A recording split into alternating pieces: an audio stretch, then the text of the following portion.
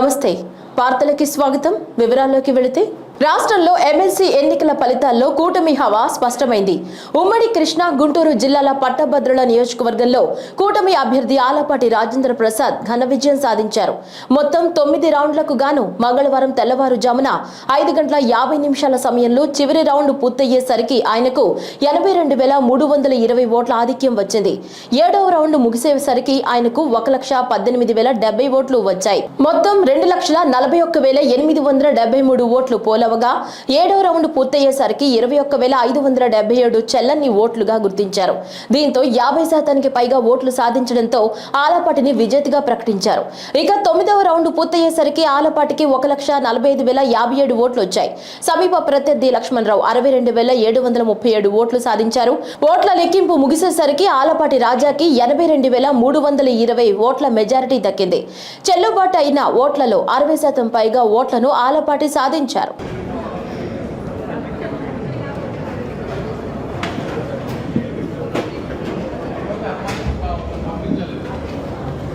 ఎట్టి పరిస్థితుల్లోనూ ఈ నెలలో డిఎస్సి నోటిఫికేషన్ ఇస్తామని విద్యా ఐటీ శాఖల మంత్రి నారా లోకేష్ స్పష్టం చేశారు. డిఎస్సి నోటిఫికేషన్ పై మండలిలో వైసీపీ సభ్యుల ప్రశ్నకు మంత్రి సమాధానం ఇచ్చారు. ఈ సందర్భంగా మంత్రి లోకేష్ మాట్లాడుతూ నిరుద్యోగ యువత ఆశతో ఎదురు చూస్తున్నారని వారికి సమాధానం చెప్పాల్సిన అవసరం ఉందన్నారు. గత వైసీపీ ప్రభుత్వ 5 ఏళ్ల పాలనలో ఒక్క డిఎస్సి కూడా నిర్వహించలేదని, ఒక్క టీచర్ పోస్టు భర్తీ చేయలేదని ఆరోపించారు. దీనిపై వైసీపీ సమాధానం చెప్పాలన్నారు. ఒక్క టీడీపీ హయాంలో 70% టీచర్ పోస్టులు భర్తీ చేశామన్నారు. మంత్రిగా బాధ్యతలు స్వీకరించిన వెంటనే డిఎస్సి ఫైల్ పై మొదటి సంతకం చేసినట్లు తెలిపారు. అందులో భాగంగానే టెట్ నిర్వహించామన్నారు. మండలిలో సభ్యులు అడిగిన ప్రశ్నకు మంత్రి సమాధానం ఇచ్చారు. తల్లికి వందనం పథకానికి బడ్జెట్ లో 9,407 కోట్లు కేటాయించినట్లు పేర్కొన్నారు. మెగా డిఎస్సి నోటిఫికేషన్ త్వరలో జారీ చేస్తా అధ్యక్ష ప్రతిపక్ష పార్టీకి చెందిన నాయకులకి ఇక్కడ ఓపిక లేదు కనుక ఒక విషయం చాలా స్పష్టంగా చెప్పదలుచుకుని, ఎందుకంటే నిరుద్యోగ యువకులందరూ ఆశతో మమ్మల్ని చూస్తున్నారు.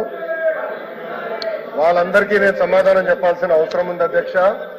ప్రభుత్వం ఒక్కసారి కూడా 5 సంవత్సరాల్లో ఒక్క డిఎస్సి కూడా వేయలేదు.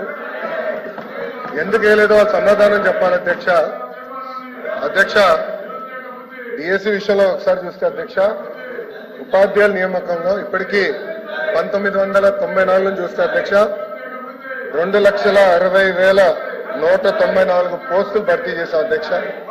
దాంట్లో అధ్యక్ష తెలుగుదేశం పార్టీ అధికారంలో ఉన్నప్పుడు 1,80,272 పోస్టులు భర్తీ చేస్తాం జరిగింది అధ్యక్ష. అంటే 70% టీచర్ పోస్టుల నియామకం ఒక తెలుగుదేశం పార్టీ హయాంలో జరిగిందని గౌరవ సభ్యులు ముందర తెలుసుకోవాల్సిన అవసరం ఉంది అధ్యక్ష. మీరు చూస్తే గౌరవ ముఖ్యమంత్రి గారు కానివ్వండి, నేను కూడా మంత్రిగా బాధ్యతలు స్వీకరించినప్పుడు డిఎస్సి పైన తొలి సంతకం పెడతాం జరిగింది అధ్యక్ష. దాంట్లో భాగంగా 2/7/24కి టెట్ నిర్వహిస్తాం జరిగింది. 4,27,000 మంది అప్లై చేశారు. దాంట్లో 3,68,000 మంది అపియర్ అయ్యారు. 1,87,000 మంది క్వాలిఫై అయ్యారు అధ్యక్ష. మీరు చూస్తే 3/10/24 నుంచి 21/10/24 వరకు టెట్ కూడా పూర్తి చేస్తాం జరిగింది అధ్యక్ష. 1 మ్యాన్ కమిషన్ రిపోర్ట్ త్వరలో రాబోతుందని మేము భావిస్తున్నాం అధ్యక్ష. ఎట్టి పరిస్థితుల్లో మార్చి నెలలో డిఎస్సి నోటిఫికేషన్ ఇచ్చే బాధ్యత మన ప్రభుత్వం తీసుకుంటుందని నిరుద్యోగ యువకులకి ఈ సభ సాక్షిగా నేను హామీ ఇస్తాం జరుగుతుంది అధ్యక్ష. ఏపీ శాసన మండలిలో దిశ చట్టం, దిశ యాప్ పై అధికార ప్రతిపక్ష నేతల మధ్య మాటల యుద్ధం జరిగింది. ఈ సందర్భంగా హోంమంత్రి వంగలపూడి అనిత మాట్లాడుతూ గత 5 సంవత్సరాల్లో దిశ యాప్ ను మగవారితో కూడా బలవంతంగా ఫోన్లో ఎక్కించారని, దిశ చట్టం అంటూ చట్టబద్ధత లేని ఓ చట్టాన్ని తెచ్చారని తీవ్ర స్థాయిలో విమర్శించారు. దిశ యాప్ ద్వారా ఎంతమందికి రక్షణ కలిగిందో విపక్ష సభ్యులు చెప్పాలని హోంమంత్రి డిమాండ్ చేశారు. అసలు దిశ చట్టానికి చట్టబద్ధత ఉందా లేదా అనేది విపక్ష సభ్యులు చెప్పాలన్నారు. దిశ చట్టం అనేది చట్టబద్ధత కల్పించారా? దిశ పోలీస్ స్టేషన్ ఏర్పాటు చేశారు, దిశ యాప్ ఏర్పాటు చేశారు, కాదని చెప్పట్లే. మీరు ఏదైతే దిశ యాప్ వల్ల ఫలానా కడియంలోని ఒక మహిళ హత్య చేయబడింది అది జరిగేదా అని అడిగారు కదా. దయచేసి నాకు అవకాశం ఇవ్వండి. నిజంగా దిశ యాప్ ద్వారా లాస్ట్ లెక్కలు తీద్దాం. దిశ యాప్ ద్వారా ఎంతమంది మహిళలు రక్షింపబడ్డారో ఒకసారి మీరే చెక్ చేసుకోండి. ఆ దిశ యాప్ లో ఎటువంటి శానిటీ లేదు కాబట్టి ఈ రోజు దిశ యాప్ ని కూడా మేము పక్కన పెట్టి కొత్తగా శక్తి యాప్ అని తీసుకొచ్చి ఆ యాప్ కూడా నెట్వర్క్లు పనిచేయని చోట కూడా మహిళ ఇబ్బంది పడితే ఇమీడియట్ గా యాప్ ద్వారా నియర్ బై పోలీస్ స్టేషన్ కి ఇన్ఫార్మ్ చేయడానికి రూపొందించేటట్టుగా ఈరోజు శక్తి యాప్ ని మేము ఏర్పాటు చేస్తున్నాం.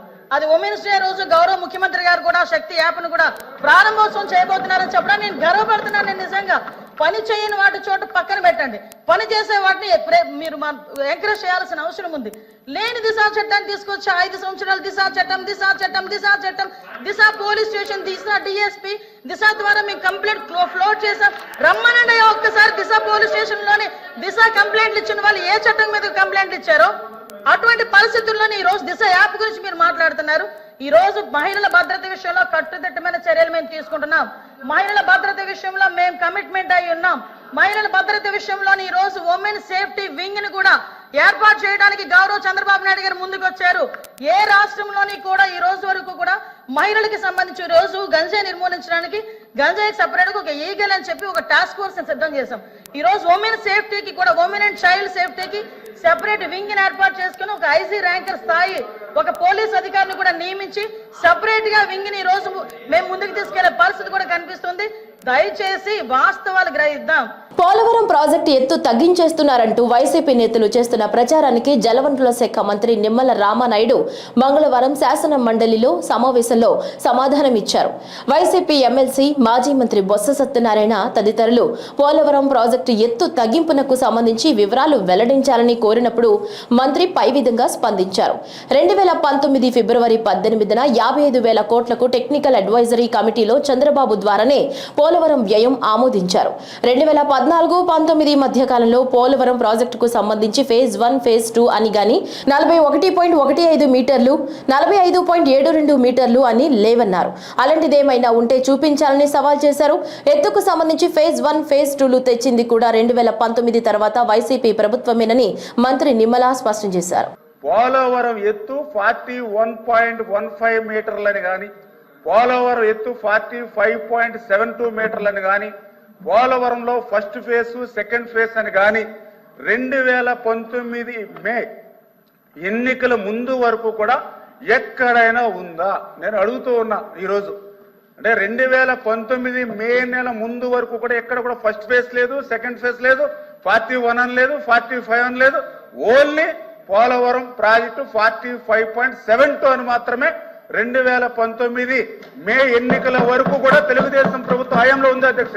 ఇదన్నీ కూడా రికార్డ్స్. ఏదో మేము ఈ రోజు అధికారంలో ఉందని మేము మాట్లాడడం కదా, రికార్డ్స్. మీరు కూడా చెప్తూ ఉన్నా, ఎక్కడైనా 2019 మేకు ముందు ఎక్కడైనా ఫస్ట్ ఫేజ్ సెకండ్ ఫేజ్ అని 41, 45 అని ఎక్కడైనా రికార్డ్స్ లో గాని, మినిట్స్ లో గాని, ఎక్కడైనా లేఖల్లో గాని, ప్రపోజల్స్ కానీ ఉంటే చూపించమని అడుగుతూ ఉన్నా. అంటే పదే అబద్ధాలు చెప్పడమే అలవాటైనటువంటి పరిస్థితుల్లో ఇటువంటి ఆరోపణలు అధ్యక్ష. చాలా క్లియర్ గా దానికి ఎవిడెన్స్ కూడా నేను చెప్తూ ఉన్నా. ఏదైతే 2019 ఫిబ్రవరి 18వ తారీఖు అధ్యక్ష, ఏదైతే technical advisory committee TSC committee 2019 ఫిబ్రవరి 18న 55,548 కోట్లకు ఆమోదం చెందింది అధ్యక్ష. ఆ రోజున్న ప్రభుత్వం తెలుగుదేశం ప్రభుత్వం, ఆ రోజున్న ముఖ్యమంత్రి చంద్రబాబు నాయుడు గారు 55,548 కోట్లకు అక్షరాల మరి ఏదైతే టెక్నికల్ అడ్వైజరీ కమిటీ ఆ రోజు ఆమోదం పొందినటువంటి రికార్డ్స్ అధ్యక్ష ఇవన్నీ కూడా. మరి అదేవిధంగా ఈ రికార్డును బేస్ చేసుకునే 2020 అంటే తర్వాత వచ్చినటువంటి ప్రభుత్వంలో కూడా 2020లో ఏదైతే దీన్ని బేస్ చేసుకునే మరి ఆ రోజు కూడా చాలా క్లియర్ గా ఆర్సీసీ అంటే రివైజ్డ్ కాస్ట్ ఎస్టిమేషన్ ఏదైతే ఉందో వాళ్ళు కూడా 47,617 కోట్లకు ఆమోదించారు అధ్యక్ష. అంటే 2020 వరకు కూడా ఎక్కడ కూడా ఫేజ్ 1, ఫేజ్ 2 అని కానీ 41, 45 అని లేదు అధ్యక్ష. మరి ఎప్పుడు వచ్చింది 41, 45 లేదంటే ఏదైతే ఫేజ్ 1, ఫేజ్ 2 ఎప్పుడు వచ్చింది అని అంటే 10/1/2022 అధ్యక్ష.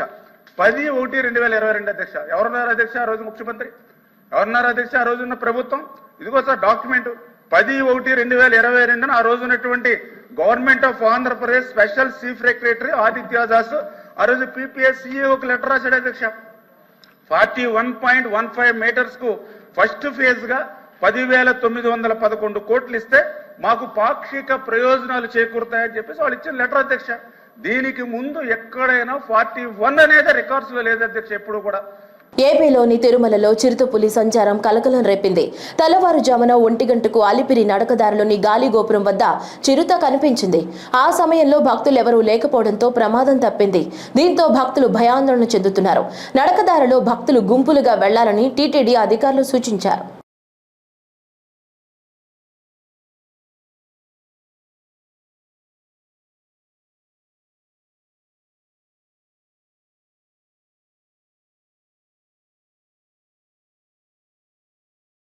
ఉండవల్లిలో తన నివాసం వద్దకు వచ్చిన నరసరావుపేట సాయి సాధన చిట్ ఫండ్ బాధితులతో సీఎం చంద్రబాబు మాట్లాడారు. కారులో వెళుతున్న సీఎం బాధితుల్ని చూసి కాన్వాయ్ ఆపి వారితో మాట్లాడారు. సుమారు 10 నిమిషాలు రోడ్డుపైనే నిలబడి వారి బాధలు ఓపిగ్గా విన్నారు.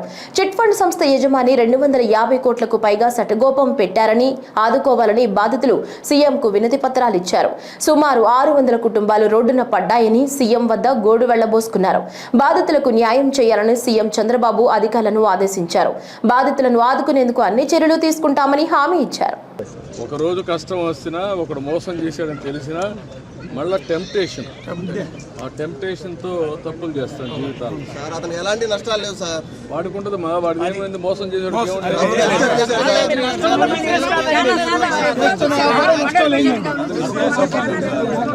పోలీసు వాళ్ళు కూడా ఏంది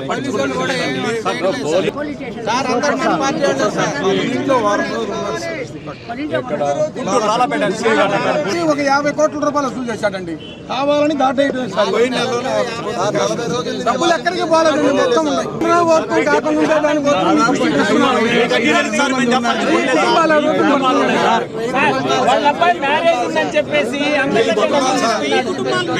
కుటుంబాలు ఉన్నాయండి బాధితులు. నేను 5 ఏళ్ళ నుంచి స్నేహం చేస్తున్నాను ఆయనతో.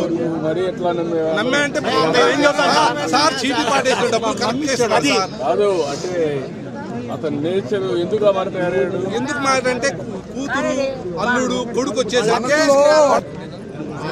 ధైర్యంగా ఉండి చేస్తాం ధైర్యంగా. రమేష్ హాస్పిటల్లో 10% వాటా కొన్నాడని రూమర్ సార్. సార్ వాడనే డబ్బులు ఉంటాయి, బంగారం ఉంది, డైమండ్స్ ఉన్నాయి, అన్ని ఉన్నాయి సార్. మీరు కొంచెం దాటేసి మా అందరినీ దారిలో పెట్టాలి సార్. ఎక్కడున్నా సెర్చ్ చేసి పట్టుకోవాలి సార్. మీ పిల్లల కోసమని తెలుగు రాష్ట్రాల్లో విస్తృత పర్యటనలు చేస్తూ హంగామా చేస్తున్న లేడీ అఘోరి ఏపీలోని పశ్చిమ గోదావరి జిల్లా తణుకులో హల్చల్ చేసింది. రాజేష్ నాథ్ అనే వ్యక్తి మహిళలతో అసభ్యంగా చాటింగ్ చేస్తున్నాడన్న ఆరోపణలు చేస్తూ ఆయన ఇంటి ముందు నిరసనకు దిగింది. అక్కడితో ఆగకుండా అతన్ని అరెస్టు చేయాల్సిందేనంటూ అక్కడికి చేరుకున్న పోలీసులపై ఒత్తిడి చేస్తూ ఆత్మహత్య యత్నం చేసింది. దీంతో తీవ్ర ఉద్రిక్తత చోటు చేసుకుంది. రాజేష్ నాథ్ అనే వ్యక్తి మహిళలపై అఘాయిత్యాలకు పాల్పడ్డారని అఘోరి ఆరోపించింది. ఈ క్రమంలో అతనిపై తీవ్ర వ్యాఖ్యలు కూడా చేసింది. ఈ మేరకు మహిళలు తనకు ఫిర్యాదు చేశారని తెలిపింది. అఘోరి మహిళలతో అసభ్యకరంగా చాటింగ్ చేసిన చాట్ తన దగ్గర ఉందని వెల్లడించిన అఘోరి పలువురు మహిళలు సైతం సెల్ఫీ వీడియోలు తీసి తనకు పంపించాలని కోరింది. దీంతో అఘోరిని నియంత్రించడం పోలీసులకు ఇబ్బందికరంగా మారింది. ఎంత తీసుకున్నారనేది నా దగ్గర తెలిసింది. ఎవరితో ఎలా ప్రవర్తించారనే డీటెయిల్స్ ఉంది. ఎవరెవరు అనేది నా దగ్గర డీటెయిల్స్ ఉంది. ఆడపిల్లలు కాబట్టి వాళ్ళని ఎక్కడ మీడియా ముందు కానీ ఎక్కడ కూడా తేను. కంప్లైంట్ ఇప్పిస్తా. నిరసన చేయడానికి వచ్చారా? నిరసన కాదు, ఎందుకు చేస్తున్నా ఇది మార్చుకొని హెచ్చరించడానికి వచ్చా. ఎందుకంటే ఒక గురువు అన్నప్పుడు హెచ్చరించాలి. నేను ఒక గురువు అమ్మనే కాబట్టి తప్పు చేస్తున్నావు, దీన్ని మార్చుకో పద్ధతులు. అంటే ఆయన ఇక్కడ లేరు అంటున్నారు, మరి లేకపోతే మీరు ఇక్కడే ఉంటారా? పోలీస్ కంప్లైంట్ ఎవరు? నేను ఇస్తాను. నేను ఎలా ఇవ్వాలో నేను అలా ఇస్తాను.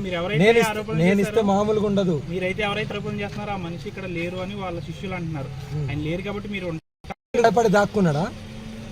దొంగ కాబట్టి దాక్కున్నాడు, అంతే కదా. దొంగ కాబట్టినే దాక్కున్నాడు. అంటే మీరు గతంలో కూడా మా గురువు గారు అన్నారు కదా, మరి మాకు గారు అనలేదు. ఓకేనా? గురువు గారు ఆయన బట్ట కడతా, ఇటు రామ్మానికి బట్ట కడతా అంటే పోయినా. ఎందుకంటే ఒక గురువు అని వెళ్ళాము. అదే ఒక గురువుకి ఇచ్చే వాల్యూ అది. మేము అంటే మీ దగ్గర పక్కా ఆధారాలు ఉన్నాయి? పక్కా కాదు, పక్కా ఆధారాలు ఉన్నాయి. ఓకేనా? ఆధారాలు ఏంది నేను మాట్లాడను. ఆధారాలు లేకపోతే ఇదే కారులో ఇక్కడ నేను దహనం అయిపోతా. సినీ నటుడు పోసాని కృష్ణమురళికి కోర్టు 10 రోజుల రిమాండ్ విధించింది. టీడీపీ అధినేత చంద్రబాబు నాయుడు, జనసేన అధినేత పవన్ కళ్యాణ్ పై అనుచిత వ్యాఖ్యలు చేశాడనే ఆరోపణలతో టీడీపీ నాయకుడు కిరణ్ పోసానిపై ఫిర్యాదు చేయగా పల్నాడు పోలీసులు కేసు నమోదు చేసుకుని అరెస్టు చేశారు. సోమవారం సాయంత్రం నరసరావుపేట కోర్టులో హాజరుపరచగా విచారణ అనంతరం కోర్టు 10 రోజుల రిమాండ్ విధిస్తూ ఉత్తర్వులు జారీ చేసింది. దీంతో పోలీసులు పోసాన్ని గుంటూరు జైలుకు తరలించారు.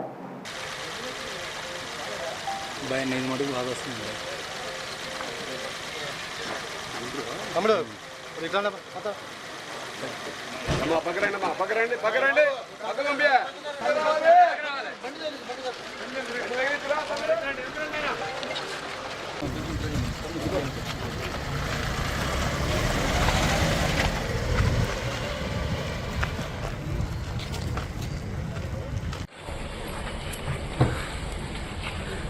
బాబా నమస్తే.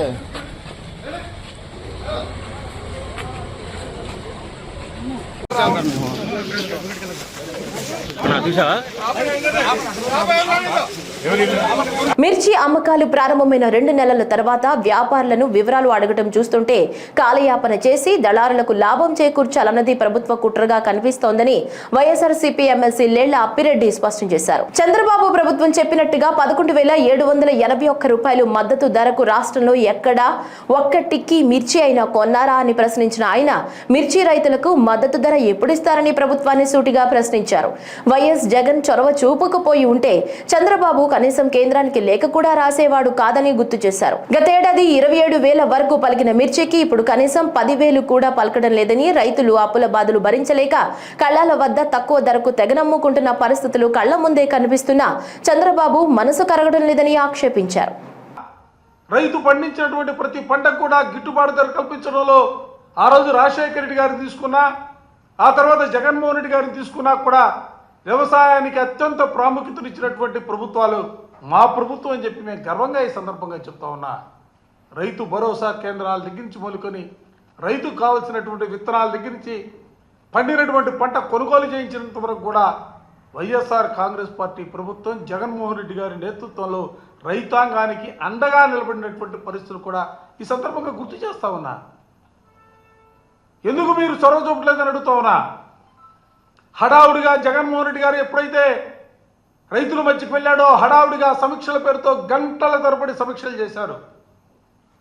ఇది కాదు, ఇది తగదని మేము ఢిల్లీ పోతా ఉన్నాం, ఢిల్లీలో మంత్రులు కలబోతా ఉన్నాం, ప్రధానమంత్రికి కలబోతా ఉన్నాం, రైతాంగానికి సంబంధించి ఈ పంటలకు సంబంధించి మార్కెటింగ్ ఇంటర్వెన్షన్ స్కీమ్ తేబోతా ఉన్నామని చెప్పి పెద్ద పెద్ద మాటలు మాట్లాడారు.